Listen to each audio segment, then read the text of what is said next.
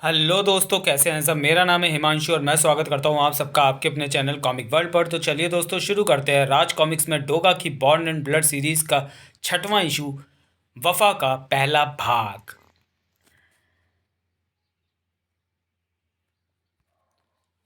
जुनून मेरे खून में बह रहा है। ऊंचे घरों में रहने वालों, तुम क्या जानो कि इस सभ्य समाज के पीछे असभ्यता का कितना अंधेरा, कितनी कालिक है। इस कीचड़ को तुम देख नहीं पाते।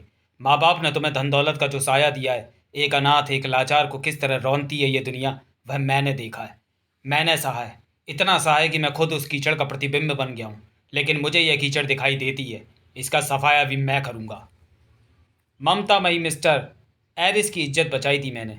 एरिस मुझे गोद में लिए दुलारती रही, मेरा उपचार करती रही। एक पल को तो लगा कि भगवान ने मुझे बड़ी बहन दे दी।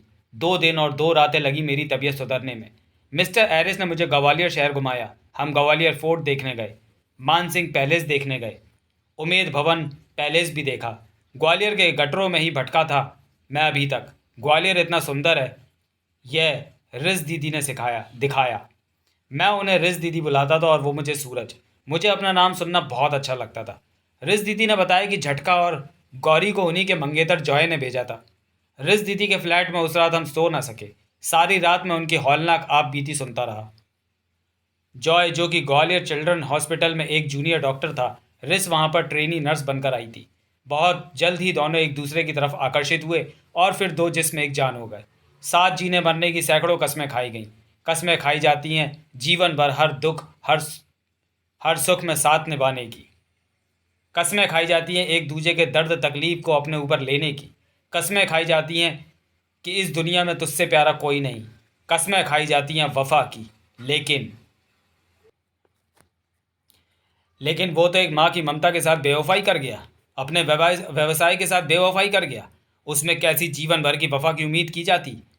तुम इस बारे में अपना मुंह नहीं खोलोगी? नहीं जॉय, मैं चुप नहीं रह सकती। ये गुनाह है और तुम गुनाहगार। तुम मुझे गिरफ्तार कराओगी? यह पैसा मैं तुम्हारा हमारे लिए तो कमा रहा हूँ। हमारे लिए नहीं, अपने लिए, अपने लालच के लिए। हमारी जॉब्स हमारे लिए काफ़ी थी। मैंने तुम्हें दुनिया घुमाने की कसम खाई थी। यह कसम तुम्हारा सपना था जो कि मेहनत और ईमानदारी से पूरा किया जा सकता था। कसम तो तुमने मुझे दर्द ना देने की भी खाई थी। दर्द दर्द तो तुम्हें अब भुगतने ही होंगे। तुम इस दुनिया के लायक हो ही नहीं। मैं तुम्हें पूरी ईमानदारी के साथ दूसरी दुनिया की सैर कराऊंगा। जॉय के चेहरे पर दरिंदगी नाच रही थी। मरीजों को मैंने आज तक सैकड़ों इंजेक्शन ठोके हैं, आज तुझ पर भी ठोकूंगा 100 बार इंजेक्शन। गोद डालूंगा तेरा शरीर, जिसको स्पर्श करके उसका रोम रोम गुदगुदा जाता था। आज उसका शरीर गुदते हुए उसे मज़ा आ रहा था। जिसकी आवाज़ सुनकर उसके कानों में शहद घुल जाता था, आज वो चिल्लाती रही, लेकिन उस हैवान पर उन चीखों का कोई असर ना हुआ। कैसा था वो प्यार और कैसी थी ये वफा। ले जाओ इसे और हमेशा के लिए खामोश कर दो। वह दर्दनाक कथा सुनकर मेरी आंखें पथरा गई थीं। मुंह खुला था, मुट्ठियाँ भिजी थी और सीने में सुलग रहा था ज्वालामुखी। मुझे उसे सज़ा दिलानी है सूरज। बहुत देर तक सन्नाटा छाया रहा। फिर जोरदार आवाज़ों के साथ ठकठकाया गया दरवाज़ा। ममता, जगदीश, प्रकाश चौकन्ने होकर दरवाजे पर भौंकने लगे। फिर गूंजी एक गरजदार आवाज़, दरवाज़ा खोलो, पुलिस! पुलिस? उस नीच इंसान ने बच्चा चोरी का गुनाहगार शायद रिस दीदी को बनाया था। पुलिस उन्हें गिरफ्तार करने आई थी। हमें ऐसे पुलिस के हाथ नहीं आना, वरना हम उस शैतान को बेनकाब नहीं कर पाएंगे। हम पहुंचे उस गरीब परिवार के पास जिनका बच्चा चोरी हुआ था। पूरी जालसाजी सुनने के बाद उनका आक्रोश 7वें आसमान पर जा पहुंचा। जिस परिवार का बच्चा बेचा गया था, जल्दी ही कार नंबर ट्रेस करके उसके घर पर धावा बोला गया। उन लोगों ने अपनी गलती स्वीकार की और डॉक्टर जॉय का भांडा फोड़ दिया। भीड़ ने उन्हें उनकी गलती की सज़ा दी और जब असली दरिंदे की तलाश में निकल पड़ी। असली दरिंदा डॉक्टर जॉय। इंस्पेक्टर दिलावर, तुम किसी के लायक नहीं हो। उतार फेंको ये वर्दी। एक अदना सी लड़की को नहीं पकड़ सके? डॉक्टर जॉय, वो भाग निकली और आपने कहा था कि वो अकेली होगी, लेकिन उसके कमरे में तो बहुत से कुत्तों की आवाज़ें आ रही थी। सच्चाई कभी अकेली नहीं होती, और आज तो उसके साथ था जनाक्रोश। अरे तुम? हाँ मैं जॉय। अपना गुनाह कबूल करके खुद को कानून के हवाले कर दो। लेकिन शैतान आसानी से कब मानते हैं? भाग जा यहाँ से, नहीं तो गोली से उड़ा दूंगा। भीड़ ने मशालें उछाल फेंकी। मैं, ममता, जगदीश और प्रकाश उन दोनों की तरफ दौड़ पड़े। अगले ही पल बाजी पलट चुकी थी। चारों तरफ सन्नाटा था। मैं रिस दीदी पर हुए जुल्मों का बदला पागलों की तरह उसे पीट कर ले रहा था। अचानक उस आवाज़ ने मुझे झकझोर दिया। सूरज! मैंने रिस दीदी की आंखों में देखा, वहां तड़प थी। जॉय के शरीर पर पड़ रहे मेरे घूंसों के वार उनकी आंखों में घाव बनकर नजर आए मुझे। मैं सहम कर उठ खड़ा हुआ। लगा कि बेइंतहा दर्द दिया हो जैसे मैंने उन्हें। मुझे नफरत थी उस दरिंदे से, उन्हें उसके गुनाह से नफरत थी, उससे नहीं। मैं तो रुक गया था, पर क्या वो जानलेवा भीड़ रुकती? नहीं। इन्हें मारिए नहीं, इन्हें कानून के हवाले कर दीजिए। कितनी परवाह थी उन्हें उसकी, लेकिन वे क्यों परवाह करते? कभी कभी एक पल ही होता है, एक पलक पर झपकती है और आपकी दुनिया में अंधेरा छा जाता है। पत्थर एरिस दीदी के सिर से टकराया। आह! Joy, I love you. मेरी पलकें झपक झपक कर खुली तो मेरी दुनिया में अंधेरा छा चुका था। रिस दीदी के आखिरी शब्दों में था उनका प्यार और उनकी वफा। एरिस, ये तुमने क्या किया? अपना फ़र्ज़ और अपनी वफा अदा करके वो दूसरी दुनिया की सैर को निकल गई थी, मुझसे बड़ी दीदी का प्यार छीनकर और मुझे फिर से अकेला करके मेरे लिए अपनी जान दे दी। लेकिन मुझे दुनिया का सबसे खूबसूरत एहसास दे गई थी वो। एरिस, तुम मुझे छोड़कर नहीं जा सकती। वफा। वापस आओ एरिस। भीड़ भी उनके त्याग के आगे बेबस हो चुकी थी। अब जॉय को बाकी की जिंदगी इसी वफा के लिए तरसना था। संजय गुप्ता पेश करते हैं वफा पार्ट 1। बिजनेस, फिल्म, साहित्य, सिंगिंग, म्यूजिक, स्पोर्ट्स, समाज सेवा, किसी भी क्षेत्र में कोई भी व्यक्ति स्टार हो सकता है। स्टार मतलब सेलिब्रिटी। जितना बड़ा सेलिब्रिटी उतनी बड़ी पब्लिसिटी, उतना बड़ा क्रेज। Help help! बोरीवली की उस सुनसान सड़क पर आज रात के साथ कुछ बात भी थी। और बात यह थी कि 4 लफंगे एक अकेली लड़की को देखकर उसके पीछे पड़ गए थे। कितना दौड़ाएगी है अपनी कुत्ते सी हाफती जीभ अंदर कर। 5 किलोमीटर तक उसकी चीखें कोई नहीं सुनने वाला। सड़क सुनसान हो, मुसीबत में पड़ा कोई चीख रहा हो तो चीखें सुनने के लिए हर मोड़ पर खड़ा है टोगा, जिससे पिटने के लिए ही हम भाग रहे थे।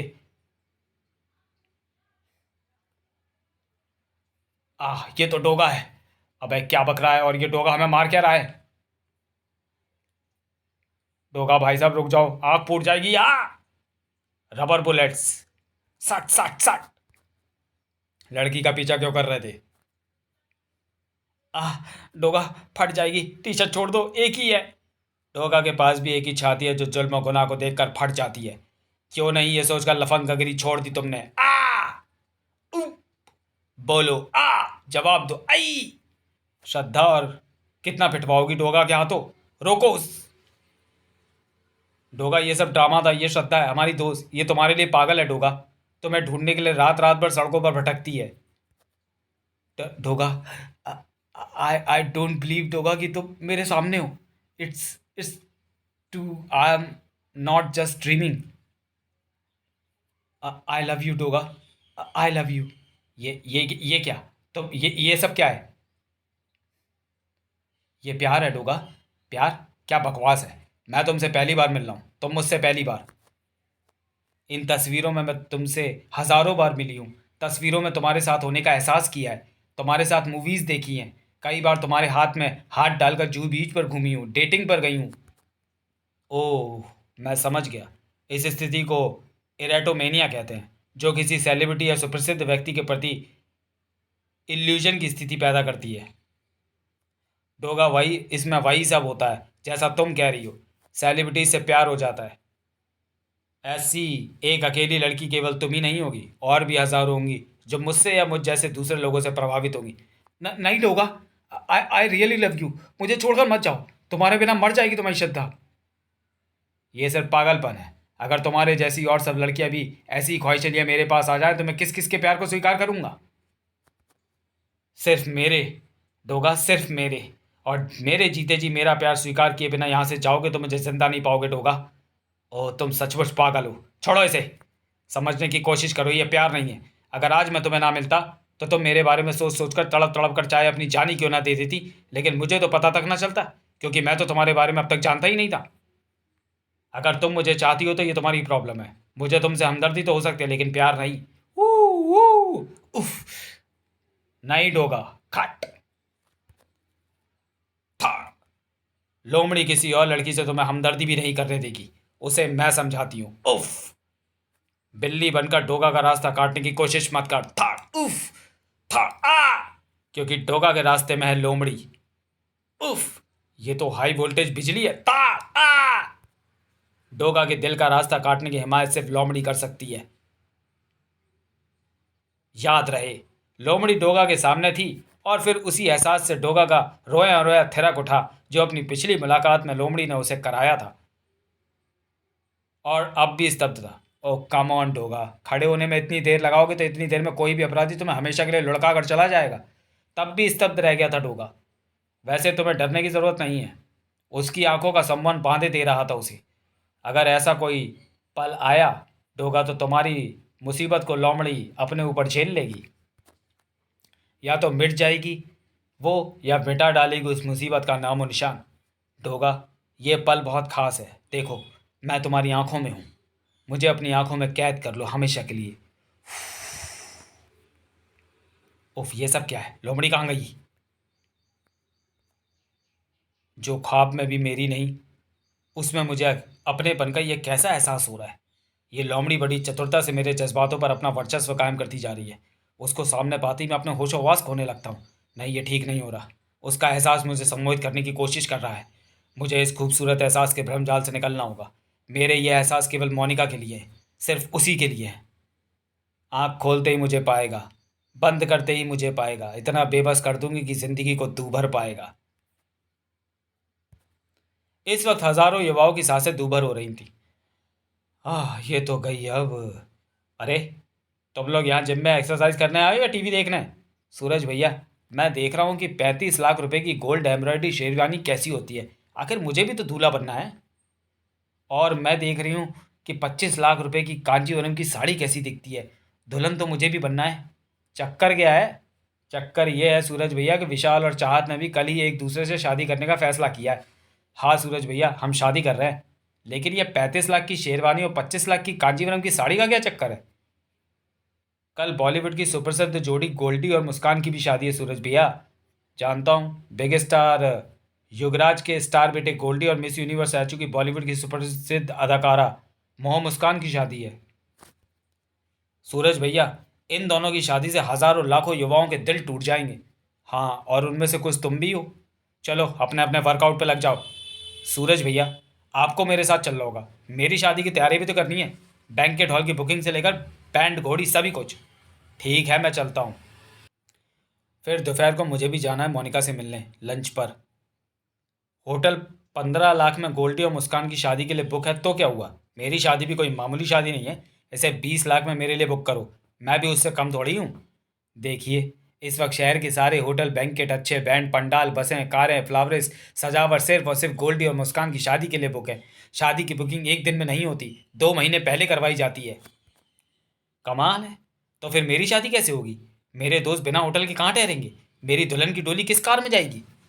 इस वक्त मुंबई में सिर्फ बिग स्टार के बेटे की शादी की धूम मची है। तुम्हारे लिए अच्छा होगा कि तुम अपनी शादी कुछ दिनों तक स्थगित कर दो। उफ, विशाल की शादी की कोई भी बुकिंग नहीं मिली। लेकिन शुक्र है रेस्तरा में मेरी टेबल बुक है। लेकिन अब ये जाम का झमेला कहाँ से फंस गया है? आगे पुलिस लाठी चार्ज भी कर रही है। ओह, इस तरफ तो बिग स्टार युगराज का बंगला है जहाँ गोल्डी और मोह मुस्कान की शादी का आयोजन तय है। आज उनकी मेहंदी व संगीत का कार्यक्रम है। कई बड़े फिल्म स्टार्स के अलावा वीवीआईपी निमंत्रित हैं। मीडिया को भी कवरेज की इजाज़त नहीं मिली। यह मीडिया के साथ ही फिल्म स्टार्स की एक झलक पा लेने के वाले दीवाने प्रशंसकों की भीड़ है जिन्हें पुलिस नियंत्रित कराने की कोशिश कर रही है। ओह, बॉलीवुड की सबसे बड़ी शादी। शुक्र है पुलिस की सक्रियता से रास्ता खुला। सेलिब्रिटी होना भी मुसीबत है। वहाँ क्या हो रहा है? मुझे अंदर जाने दो। हम तुझे बंगले के दरवाजे पर भी नहीं जाने दे सकते। वो देख, बड़े बड़े टीवी रिपोर्टर्स वहाँ दूर खड़े हैं। ये सब अंदर जाना चाहते हैं। परमिशन नको, चल निकल। मुझे एक बार अंदर जाने दो, मेरा अंदर जाना ज़रूरी है। अरे आराम से समझा दिया, समझ में नहीं आया क्या? चल निकल यहाँ से। उफ! अरे रे रे, ये शादी नहीं हो सकती। उसकी शादी हो चुकी है। उससे मेरी शादी हो चुकी है। उनको बोलो मुझे अंदर जाने दे प्लीज़। तुम्हारी हालत ठीक नहीं है और यहाँ तुम्हारी कोई नहीं सुनेगा। मैं तुम्हारे घर छोड़ सकता हूँ। ये किसकी शादी की बात कर रही? शायद गोल्डी की। ये भी सेलिब्रिटी इल्यूजन की भी मारी लगती है। उसकी शादी की खबर से डिप्रेस है। ऐसे लोग कुछ भी कर गुजरते हो। उफ, जैसे वो श्रद्धा। क्या कर सकता था डोगा उसके लिए? क्या कर सकता है गोल्डी भी ऐसी लड़कियों के लिए? अरे क्या हुआ इसे? कुछ नहीं, थोड़ी तबीयत खराब है, इसको संभालो। उफ वफा, क्या हुआ तुझे? होश में आ। अरे, इसको इसकी खोली में ले चलो। अरे बाप रे! पहले विशाल की शादी की बुकिंग का चक्कर, फिर जाम, फिर उस लड़की का झमेला। बेटा सूरज, तू तो मर गया आज। वहाँ इंतजार में बैठी मोनिका गुस्से में रेस्तरां के सारे बर्तन मेरे सिर पर फोड़ देगी। Oh no! उसकी मोटरसाइकिल अचानक सड़क पर स्लिप कर गई।